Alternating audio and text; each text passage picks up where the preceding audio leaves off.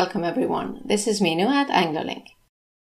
Today I'm going to review all the English tenses with you. As you will remember, in our first 9 lessons in the series Learn the English Tenses, each time we took 2 or 3 different tenses and looked at the formulation and usage of those in detail. Today we're going to take all the tenses and review the usage of each one of them. At the end of this lesson, there will be a link to another video where I have prepared some exercises for you. These exercises are going to be quite challenging, but also a lot of fun, where you will have to choose the correct tense among all the tenses that you will review with me in this lesson. Today's prize draw is a free copy of Anglophile 105, which is indeed a review of mixed tenses plus extra exercises. To enter the prize draw, all you need to do is to make a comment in the section below. So, when you're ready, we can begin with our review of all the English tenses. All English tenses. As you know, I have explained the different English tenses to you in my 9 videos on tenses. In each video, we have looked at the formulation and usage in detail. In this lesson, we're going to summarize and review the usage of all these tenses together. So, just to remind you, in the first video, we looked at the difference between I do and I'm doing. Then, we looked at the difference between I'm doing and I have been doing. In the third video, we looked at I have been doing and I have done. And then we moved on to the difference between I have done and I did. In my 5th lesson, we looked at action verbs and state verbs. The 6th video was on future tenses. We looked at the difference between I will do and I am going to do. And in the following video, we looked at the difference between I am going to do and I'm doing with a future time marker. In the 8th video, we looked at all the past tenses. I was doing, I had done, and I had been doing. And finally, we looked at all the future tenses. I will be doing, I will have done, and I will have been doing. So let's start our revision by looking at present simple. I do, he does, etc. As you will remember, the present simple tense indicates a fact, a habit, or a regular action. Let's look at some examples. A fact.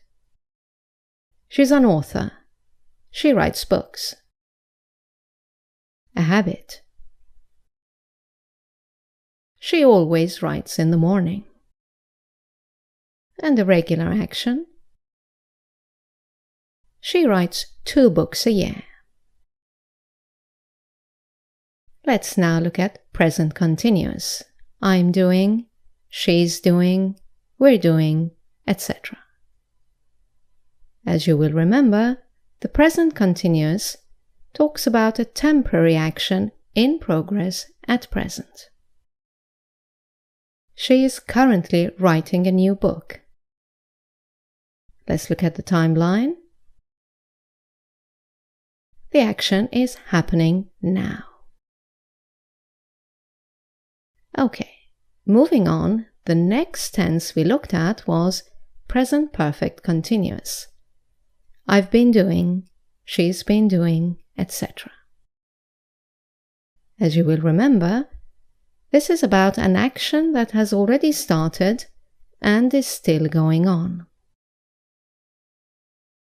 Let's look at the timeline and the example together. She has been writing books for over 20 years. You can also use the word since with this tense. For example, since she was 18. She has been writing books since she was 18. Okay, from present perfect continuous we moved on to present perfect. I have done, she has done, etc. Now you have to be careful with present perfect, whether you're using it with an action verb or a state verb. Let's look at the usage of the present perfect tense with an action verb. When you use this tense with an action verb like sit, go, come, dance, etc., it indicates a completed action, but there is no time specified in the past. The following expressions require this tense because they do not refer to a specific time in the past. They mean some time in the past until now. So far. Already. Not yet. Recently. Just. Ever. Never. Today until now. This year until now. In the last few years. In the past week. For example, she has already written 40 books. Let's look at the timeline. The action is completed without saying exactly when. It's completed before now, which is the time of speaking. Now, looking at the present perfect tense with state verbs, it's completely different. Remember that a state verb doesn't take a continuous tense. So, with the state verb, the present perfect has replaced the present perfect continuous. Which means that, with state verbs, the present perfect shows a state that continues from the past to the present. For example, she has been a writer for 15 years, because we can't say she has been being a writer for 15 years. Or, I have known her since 2010. Again, because know is a state verb, and we cannot put it in the present perfect continuous tense. So we switch it back to the present perfect simple. I have known. But the timeline will look exactly like the present perfect continuous tense. A state that started in the past and continued and is still correct at the present moment. Right, moving on to the past simple. I did, she did, etc. Remember that initially we contrasted past simple with present perfect, because past simple is also a completed action, but at a specified time in the past. Any time expression that refers to a specific time in the past requires this tense. For example, yesterday, last year, a week ago, when I was young. For example, she wrote that novel many years ago. Let's look at the timeline. She wrote that novel many years ago, or yesterday, or 2 weeks ago, or when I was 10. You have a specified time in the past. Okay, moving on now to past continuous. I was doing, we were doing, etc. As you will remember, this is an action in progress in the past, either when a shorter action took place or at a very precise moment. Let's look at the timeline. She was writing that novel when she became ill. The next tense we looked at was the past perfect. I had done, we had done, etc. And as you will remember, that was about a completed action in the past, either before another action took place or before a very precise moment. Let's look at the timeline. She had written that novel before she became ill. Okay, moving on to the next tense, which was past perfect continuous. I had been doing, we had been doing, etc. And as you remember, this is an action that had started, continued for some time, and was still in progress in the past. Either before another action or before a very precise moment. Let's look at the timeline. She had been writing that novel for a few months when she became ill. Okay, moving on to future tenses now and starting with future simple. As you will remember, there are two main usages.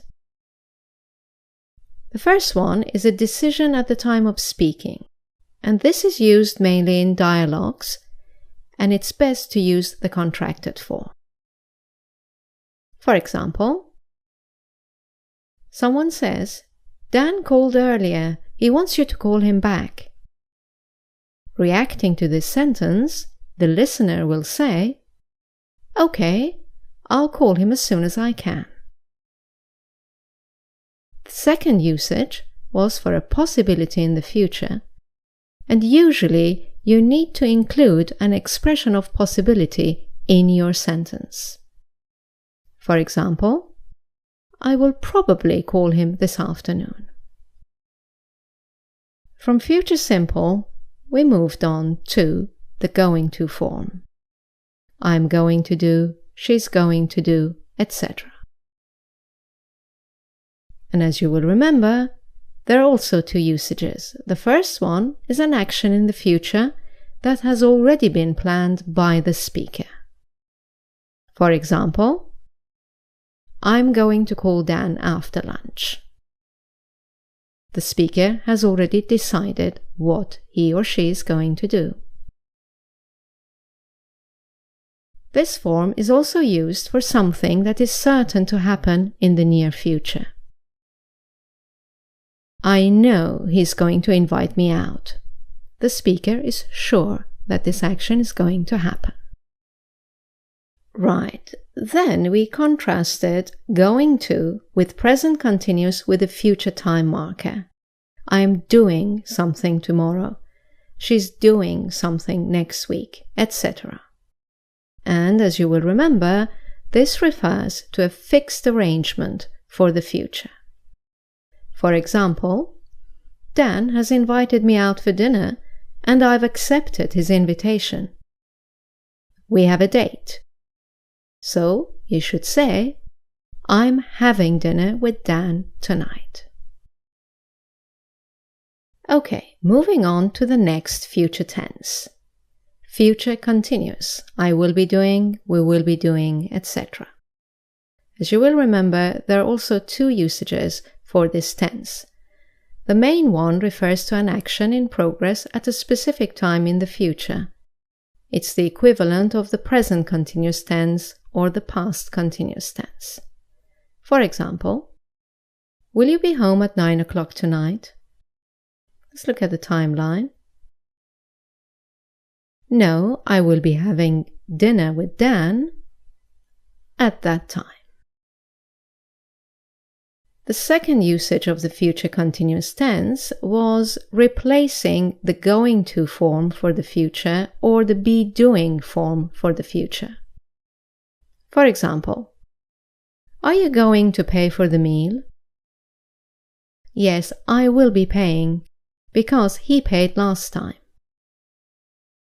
In this example, the future continuous tense will be paying has replaced the going to pay. Which restaurant are you going to? We will be going to the Mexican restaurant. In this example, the future continuous will be going has replaced the present continuous for a future arrangement, are going. Right then, moving on to the next future tense, future perfect. I will have done, we will have done, etc. As you know, this refers to an action that will be completed in the future, either before a specific moment or before another action takes place. Let's look at the timeline. We will have left the restaurant by midnight.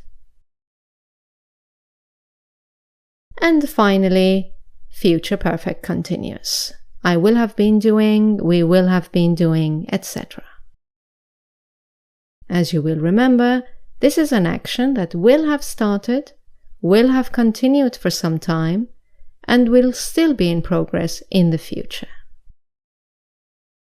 either before a specific moment or before another action takes place. Let's look at the timeline. We will have been drinking for a few hours by the time we leave. Right, this brings us to the end of the revision lesson. We have prepared a video with exercises on mixed tenses for you. All you need to do now is to click on this image to go and do the exercises.